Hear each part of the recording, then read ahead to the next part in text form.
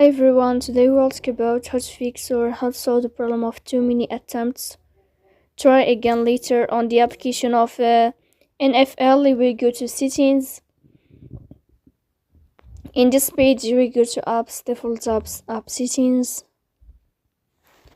On above, we will search about NFL and you can click here. Then this page of app info, you will click on first stop and you can click OK. Here you will enter to the window of storage. Then we click on clear cache, but pay attention, don't click clear data because that can delete your account. In the end, you can turn on your airplane mode and you can wait a moment to turn off your airplane mode again to fix that problem like this. So please don't forget to support us by like and subscribe. See you next time in another video.